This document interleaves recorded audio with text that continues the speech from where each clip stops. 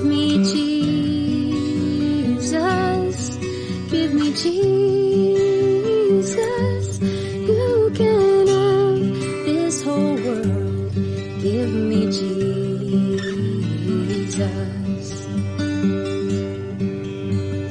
When I am alone, oh, and when I am alone, and when I am alone, give me Jesus. Give me Jesus. Give me Jesus.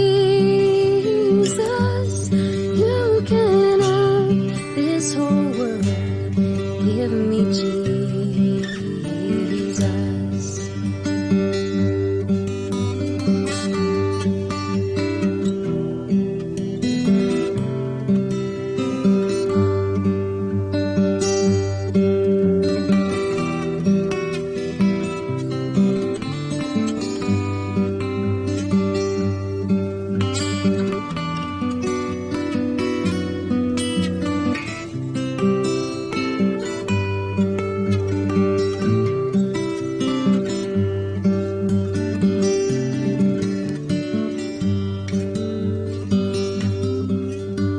When I come to die, oh, and when I come to die, and when I come to die, give me Jesus.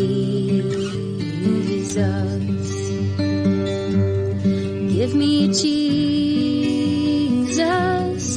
Give me Jesus. You can have this whole world. Give me Jesus. Give me Jesus. Give me Jesus. You can have this whole world. Give me Jesus.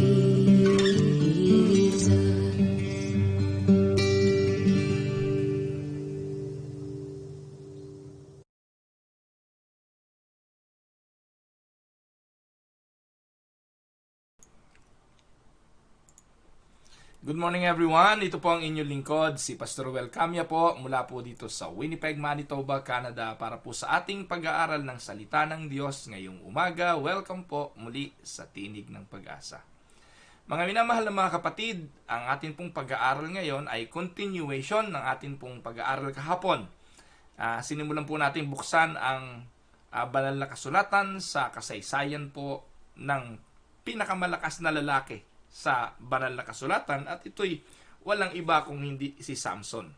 At sinimulan po natin ito sa kanyang buhay, paano siya nagsimula, paano ang Diyos ay tinawag siya sa panahon na ang kanyang magulang ay past their period of having a child. In fact, baog yung kanyang nanay. At ang kanyang tatay na si Manoah ay dumating na doon sa point na hindi na naniniwalang siya ay magkakaanak. But God gave them a son, at ito nga po si Samson, na ang kasunduan, they will dedicate Samson and they will allow him to be a Nazarite. No? Walang panggupit na sasayad sa kanyang ulo, hindi siya titikim ng nakalalasing na alak. Yun po yung isang palatandaan o pamumuhay ng isang Nazarite, katulad ng ating Panginoong Hesukristo. By the way, natalakay na natin yun kahapon. Ngayon pong araw na ito ay tingnan natin si Samson sa kanyang panahon na siya ay binata na at lumaki na po siya. Puntahan po natin ang talata sa Judges chapter 14 beginning verse 1. Samahan po ninyo ako. Marahil po maraming pagkakataon na napanood na ninyo ang mga pelikula about Samson. Marami na pong pelikula kasi na naipalabas sa sinihan tungkol sa kanya. Pero I would like to ask you, when was the last time you truly investigate and read the story of Samson from the scripture? Kasi po, minsan yung mga pelikula ina-exaggerate, minsan yung mga pelikula may mga pinapalabas na wala naman doon sa banal na kasulatan. Kaya tingnan po natin at imbestigahan ayon doon talaga sa salita ng Diyos. Kaya i-encourage ko po kayo na basahin po natin ang kasaysayan ni Samson doon talaga sa banal na kasulatan. So in the book of Judges, atin po itong mababasa. Sinimulan po natin to sa Judges chapter 13 kahapon. Ngayon 14 na po tayo. Ganito po ang sinasabi, Judges 14. Samson went down to Timnah and saw a young Philistine woman. When he returned, he said to his father and mother, I have seen a Philistine woman in Timnah. Now get her for me as my wife. His father and mother replied, isn't there any acceptable woman among your relatives or among our people? Must you go to the uncircumcised Philistine to get a wife? But Samson said to his father, get her for me. She's the right one for me. His parents did not know that this was from the Lord, who was seeking an occasion to confront the Philistines, for at that time they were ruling over Israel. Pagpalain nawa ng Panginoon ang pagkabasang ito ng kanyang banal na salita na sa umagang ito'y ating pagbubulay-bulayan. Mga minamahal na mga kapatid, gusto ko pong bigyan ng emphasis yung verse 4. Chapter 14 of Judges, verse 4. Ang sabi po rito sa talata, his parents did not know that this was from the Lord, who was seeking an occasion to confront the Philistines. For at that time, they were ruling over Israel. Mga minamahal na mga kapatid, ang atin pong pamagat sa umagang ito ay lessons we can learn from Samson, part 2, at ang title po, God can use bad situations to fulfill His purpose. Yan, so ulitin ko po, God can use bad situations to fulfill His purpose. Mga minamahal na mga kapatid, katulad po ni Gideon, katulad ni Moses, at katulad po ng ibang mga tinawag ng Diyos bilang deliverer, bilang tagapagpalaya, si Samson ganun din ang purpose ng Diyos. Ang purpose ng Diyos kung bakit po itinayo niya si Samson, bakit po siya binigyan ng lakas ng Diyos para labanan at puksain ang mga Philistines. Yun po yung purpose. Huwag niyo pong kakalimutan. Huwag niyo pong tatanggalin. Katulad po ng atin pong pag-aaral kahapon na we are called to live a holy life. Tinawag si Samson na mamuhay ng isang banal na pamumuhay dahil meron siyang specific na purpose. Gagamitin kasi siya ng Diyos. At ang paggamit sa kanya ng Diyos is against the enemy of God, the enemy of the people of God, which is the Philistine. So, bata pa siya, ay iminulat na ng mga magulang ni Samson, ni Manoah, na kalaban natin ang mga Filisteo. They are uncircumcised. Yung pagbibigay ng emphasis na they are uncircumcised, palatandaan po yun na kaiba sila sa atin. Hindi natin sila kakampi. Tayo ay mga circumcised. Ang batang Israelita, pag silang pahulang yan, 8 days, tutuliin na po yan. Iyon ay mark ng kanilang dedication, mark ng kanilang commitment. Yun po yung bautismo nung unang panahon, yung pagtutuli, na sila ay dedicated sa Diyos. Yun po yung palatandaan. Yung circumcision of the Jews, na mga lalaki, palatandaan na sila ay pag-aari ng Diyos. Yung mga uncircumcised, mga Jebuseo, mga Amalesita, yung mga Filisteo, lahat ng mga Teo, mababasa natin sa Bible, they are not circumcised. Kaya, ito pong mga taong ito ay kalaban ng Diyos. At ito ang purpose kung bakit si Samson ay pinili ng Diyos para patayin at puksain ang mga Filisteo. Pero makikita po natin mga kapatid, though Samson is known to be one of the strongest men recorded in the Bible, he is not short of weaknesses. Alam niyo po kung ano kanyang weakness? His greatest weakness ay babae. Women. And because of this, Samson is always caught in a bad situation. Alam niyo, lahat naman ng tao may kahinaan. Aminin man natin o hindi, tayo man may kahinaan. Yung mga pastor may kahinaan. May mga pagkukulang, may mga downside. At itong si Samson, bagamat tinawag siya to fulfill God's purpose, ang kanyang kahinaan, sa halip na puksain, sa halip na yung kalaban ay talunin, Anong nangyari? Nakikipag-connive pa siya sa mga kalaban.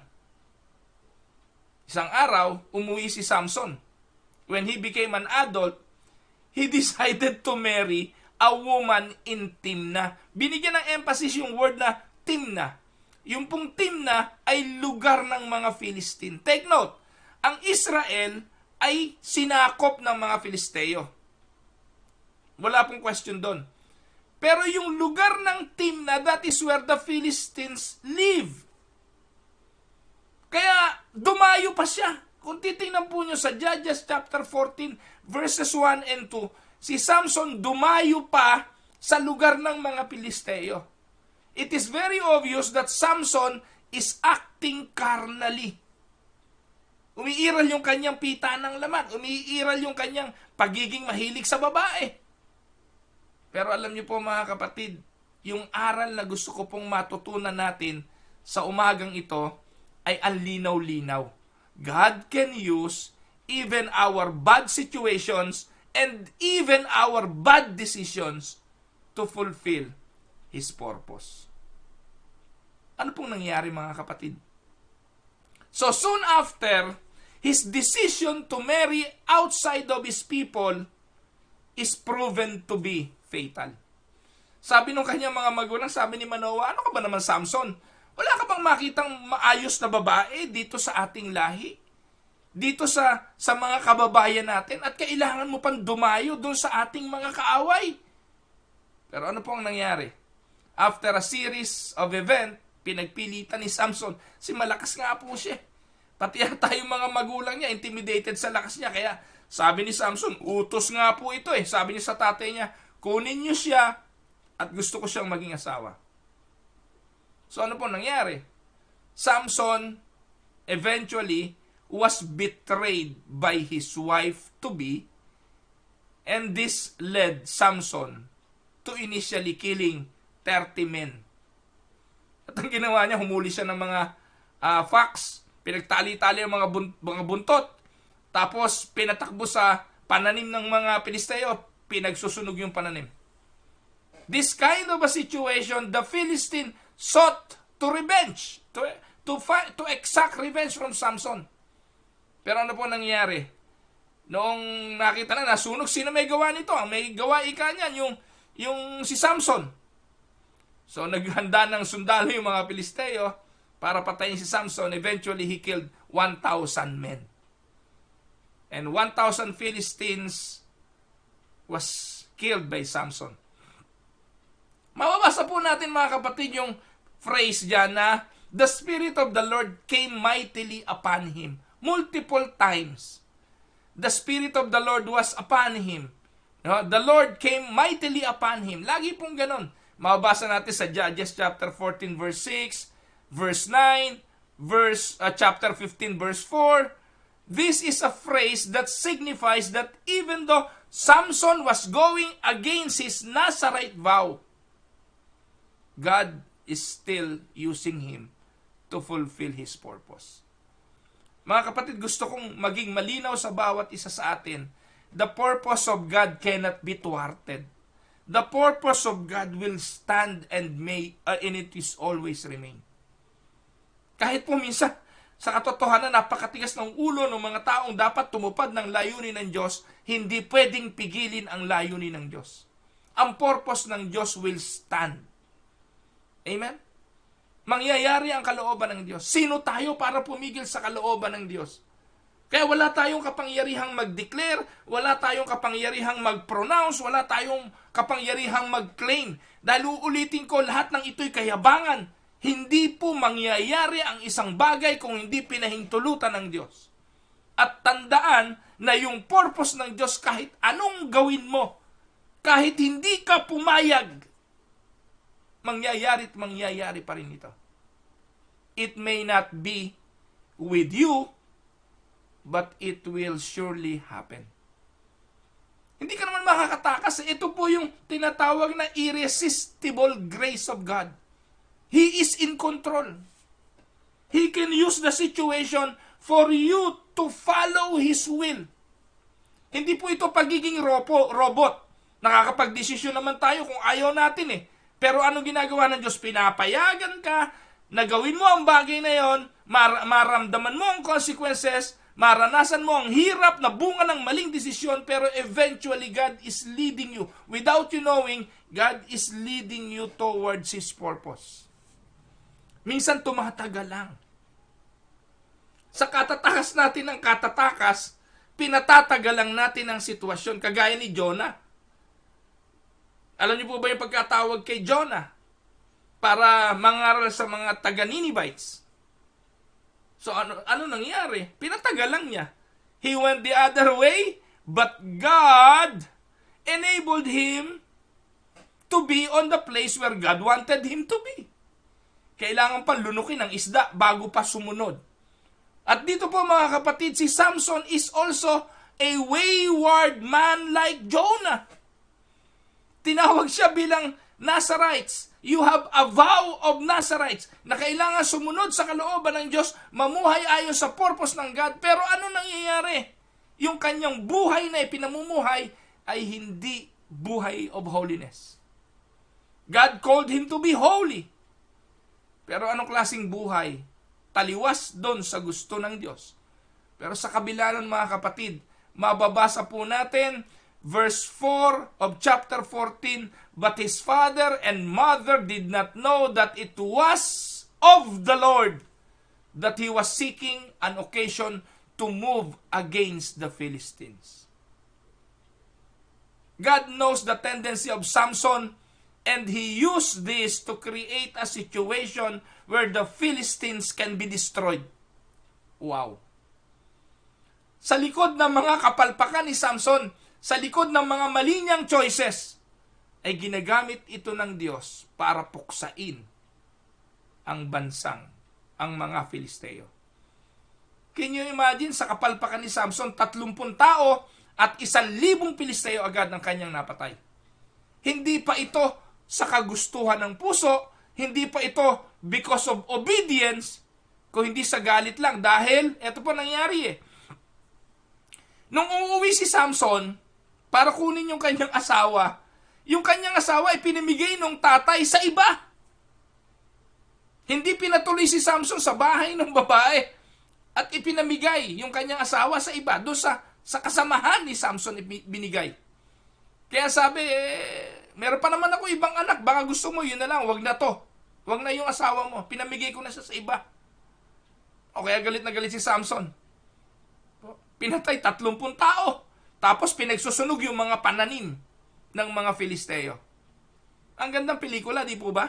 Kaya nga po, pag pinapanood natin yung istorya ni Samson, ang nakikita lang natin yung mga cinematic effect, nakikita po natin yung aksyon, pero nakakalimutan natin na sa likod ng aksyon, sa likod ng cinematic effect, ay ang kamay ng Diyos na kumikilos para puksain ang mga Filisteo. And it is worth noting that Samson could have chosen different path to take. He can fulfill the mission set for him in a way that would still be pleasing to God. But we can see that his rash and irrational decision got the best of him. At this point in time, we must realize that no matter what we are facing in this life right now, we should always remember that God is in complete control. Amen? Mangyayari at matutupad ang gusto ng Diyos. Sabi nga, though Satan is ruling this world, sabi ng 2 Corinthians chapter 4 verse 4, ang mundong ito ay nasa pangunguna at pamamahala ni Satanas, but God is ultimately in charge. We can gain comfort from the fact that God can use negative situations for our betterment. Though we might suffer, we are suffering for a purpose. Every trial we face in life is used by God to improve our character and to develop the character needed to rule in His kingdom. Amen po ba mga kapatid? Maganda pong paalala ito na meron tayong sovereign God who is in control. Na meron tayong makapangyarihang Ama na nagbabantay 24/7, na meron tayong Ama na nagpapatupad ng kanyang layunin para sa ating mga buhay, na wala tayong magagawa kung hindi ang sumunod. Sabi po ni Apostol Pablo, and we know all things work together for good to those who love God, to those who are called according to His purpose. Romans 8:28. There is no doubt that we undergo serious trials that leave us asking why. There will be time when our faith will be shaken and we start doubting and wondering if the Christian walk we are threading is really still worth walking. And it's still worth it. But God's purpose for our lives is always better. God's purpose for our lives is way greater than our biggest mistakes. Amen po ba mga kapatid? Lahat naman po ng mga alagad, pumalpak yan eh. Si Pedro, pinagkanulo Panginoon 3 beses pa. Diba? Si Tomas, nag-alinlangan. Yung mga magkapatid na anak ni si Santiago, anak ni Santiago, anak ni Zebedeo rather, si James, si Santiago at si Juan, yung tinawag na sons of thunder, maiinit ang mga ulo. Gusto lagi, digmaan, gusto puksain ang mga tao. Pero napagtagumpayan nila ito at nagamit sila ng Panginoon. We have gone through this kind of situation, but we must realize that each problems and trials we face bring lessons that we should learn. Kayo man, ikaw man, ako man, tayong lahat. Even if we don't fully understand, it is very sure that we will come to a point of our lives that all things will make sense. Be it during this lifetime or be in life to come. We would soon to realize the reason why things are that way or why we have go through or to go through to that situation. Kasi ang final analysis mga kapatid, we must ask is not the question of why, but instead the question of what. Hindi yung kung bakit, kung hindi yung ano. Ano ang dapat matupad, ano ang dapat mangyari, ano ang dapat maganap sa aking buhay. At ang sagot doon, ang magaganap ay ang kalooban ng Diyos. God is faithful and we can have the full assurance that whatever trial we are facing right now, we can say, this too shall pass. Sa Panginoong Hesus nga, ano sabi ng Panginoong Hesus? Father, O Ama, may this cup pass before me, but not my will, but your will be done. Because nobody can stop that. Even Jesus need to abide, need to follow, need to fulfill His given purpose. Amen? Tandaan po ninyo, God has promised that no temptation has overtaken us, except such as common to man. And God is faithful, who will not let us to be tempted beyond that we are able. But with the temptation will also make the way of escape, that we may be able to bear it. 1 Corinthians 10:13. Kapatid, ano yung mga pinagdadaanan mo ngayon?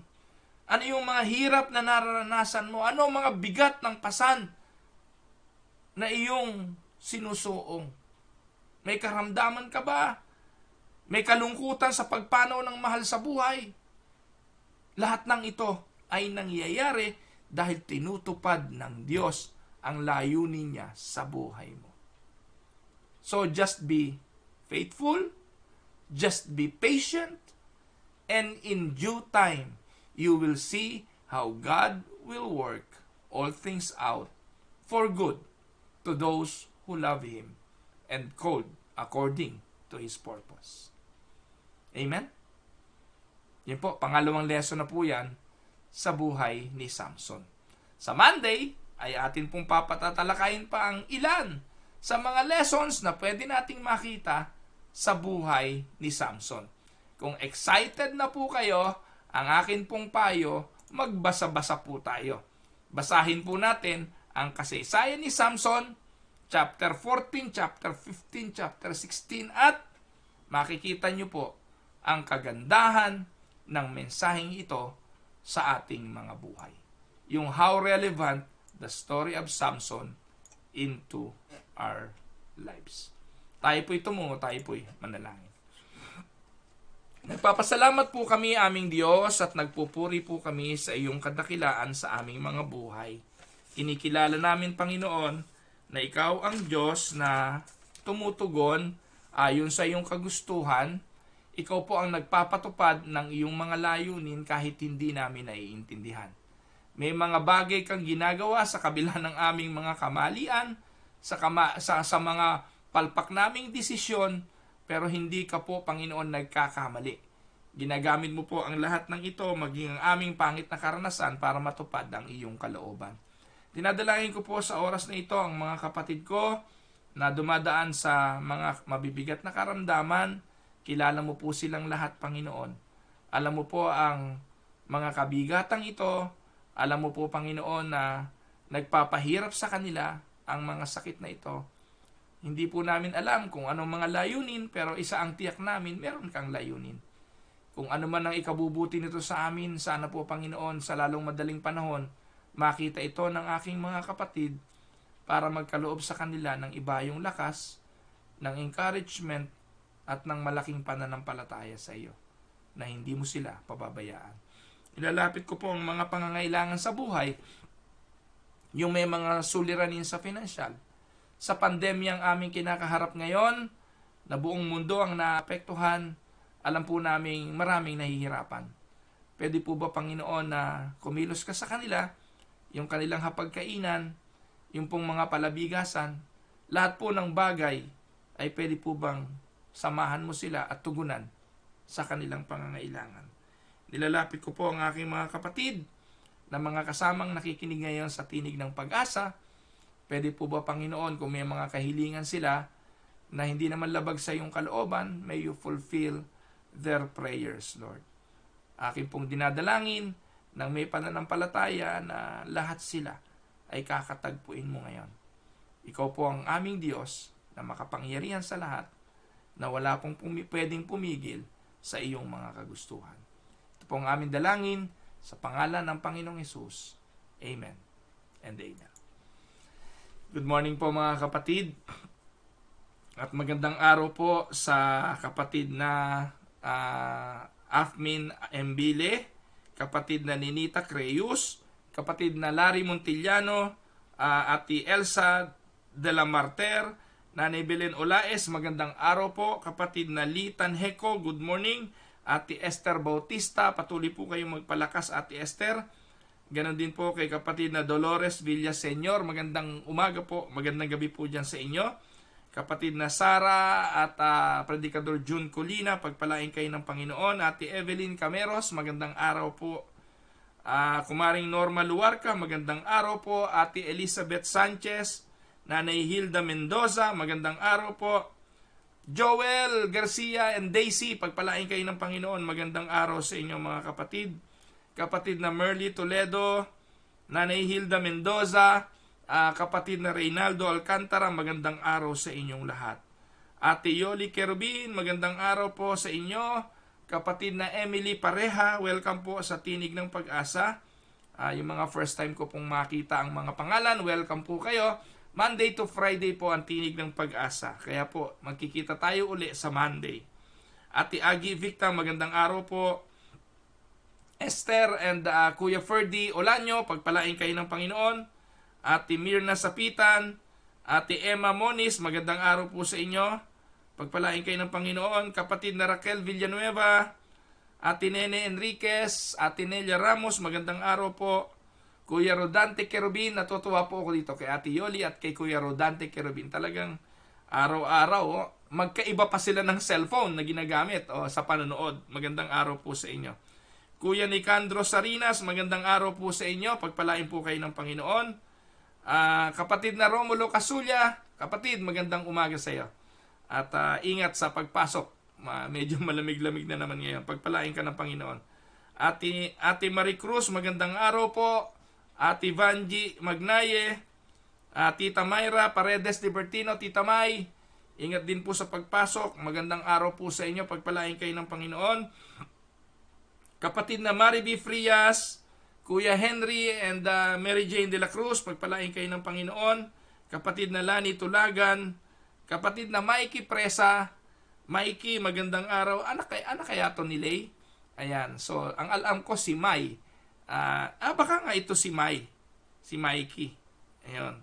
So magandang araw, kapatid, pagpalain ka ng Panginoon. Ang sambahayan ni Emong at ni kapatid na Lay Presa, kay kapatid na Marjorie at kay Daryl Almasar, pagpalain kayo ng Panginoon. Kay Kuya Ronald Cruz, Kuya Ronald, magandang araw po. Magandang pagpalain kayo ng Panginoon. Ate Lori Domingo, Ate Lori, magandang araw sa iyo. Miss na miss ka na ng mga bata. Kapatid na Afmin Mbile, magandang araw po. Ate Ellen at Kuya Monching Gonzales, pagpalain po kayo ng Panginoon. Kapatid na David Sarte Manipol, Kuya David, magandang araw. Kapatid na Noel Andamo, Kuya Noel, pagpalain kayo ng Panginoon.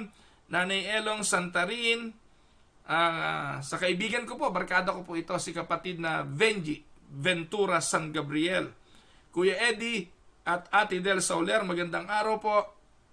Nanay Carolina Bukiran, magandang araw po sa inyo. Ganon din po kay pamangkin ko to, si Ami De Castro Pakinggan. Ami, magandang araw, pagpalain kayo ng Panginoon.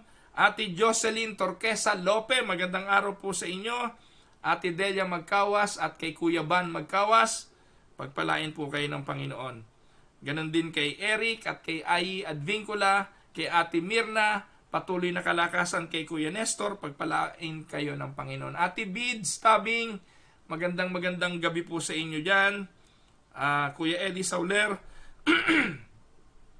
kay kapatid na Lisel Hombre. Ayan.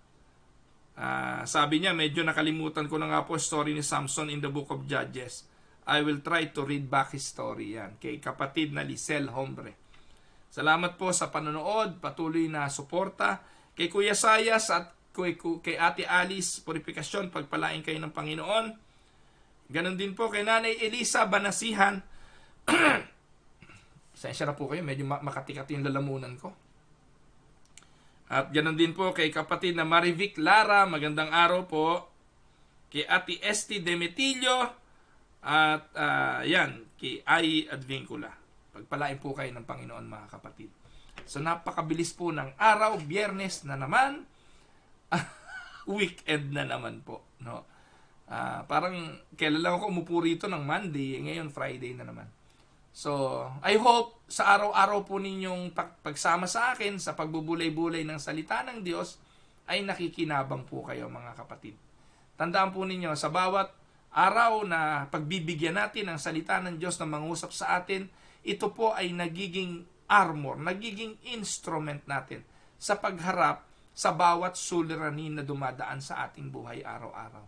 And it make us a little bit stronger each day, a little bit matured sa atin pong pamumuhay Kristiyano. Tandaan po natin na may layunin lagi ang Diyos. Sabi nga, lagi ko ito narinig kay Ali Sapitan. Isa po siya sa dumadalo sa aming small group. Sabi niya, every day, every gising is a blessing. Amen. Tama po yung bawat gising po natin ay biyaya ng Diyos. Ibig sabihin lang, may layunin pa siya na gustong ipagawa sa ating mga buhay.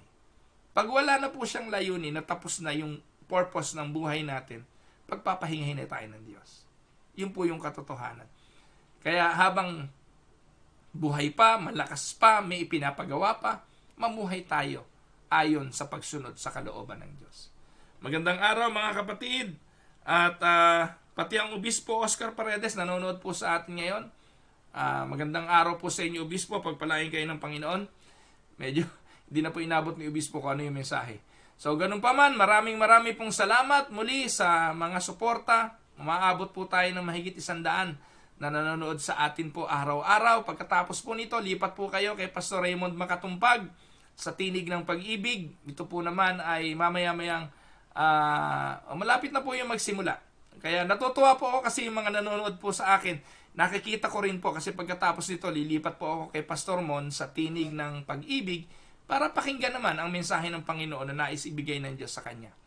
At ganun din naman po, mga kapatid, yung mga nasa Pilipinas na nagiging instrumento ng Diyos sa pangangaral. Nakikita ko po ang Pastor Ernie Angustia. Inaanak ko po sa kasal yan. Panoorin niyo po yon sa Dasmariñas Unida. Kung malapit po kayo sa Dasmariñas, mahusay po yung pastor na yon, puntahan nyo po siya at magaganda ang kanyang mga pangaral. Nakikita ko rin po si Pastor Eli Sabilonia ng Bukal sa Silang. Mahusay din po siya mangaral sa Facebook. Nakikita ko rin po ang kanyang mga live. Yon, puntahan nyo rin po yung mga pastor na yon. Kumbaga, naniniwala po ako na maraming mga pagkakataong pwede tayong lumago kung hahanapin lang po natin yung pagkakataong tayo'y lumago. May mga nagbibigay po ng inspirasyon at meron pong nagbibigay ng pag-asa kung hahanapin lang po natin sila sa kanilang mga pangangaral. Alam niyo po, meron nga po ngayon, batang-bata, yung anak po ni Kuya Emil Serrano, si G-Man. Na-encourage po ako sa buhay ng batang yon. Hindi po yun pastor. Ewan ko po kung nag-aaral siyang magpastor ngayon. Pero napapanood ko po yung kanyang mga videos araw-araw, yung kanyang pangangaral. Taga Bulacan po yun. I don't know kung ano po yung church na kanyang dinadaluhan ngayon. Pero he is also doing a live devotion every day na nagiging inspirasyon sa marami. So yun po, suportahan nyo po sila at naniniwala po ako. Ang Anabu Unida, gumagawa rin po sila yung kape at mabuting balita. Yun, everyday po yun. Yung mga leaders po ng Anabu Unida, they are also doing devotional vlog. Ayan, so panoorin nyo po yun at makakatulong po sa inyo. Sabi ko nga, kung lahat lang ng pastor nakakapag-cellphone naman, alam naman gumamit ng cellphone. Ginagamit ng cellphone sa kung ano-ano. Walang ginawa kundi mag-jogging na mag-jogging, magbisikleta na magbisikleta. Mangaral na lang kayo ng salita ng Diyos. Yun ang pagkakatawag sa atin. Tapos ipopost nyo pa sa Facebook yung mga mukbang, yung mga kung ano-ano. Unahin muna natin ang pangangaral ng salita ng Diyos. Masakit, po, pero yun ang katotohanan. Tinawag naman tayo bilang magpastor Hindi naman para magbisikleta. Naku po mga kapatid. Anyways, kung masasaktan ka, sana kurutin ng Diyos ang puso mo. At kung ito ay maging daan para magising, di praise the Lord. Kung masaktan ka at mabuwisit ka sa akin, di praise the Lord din.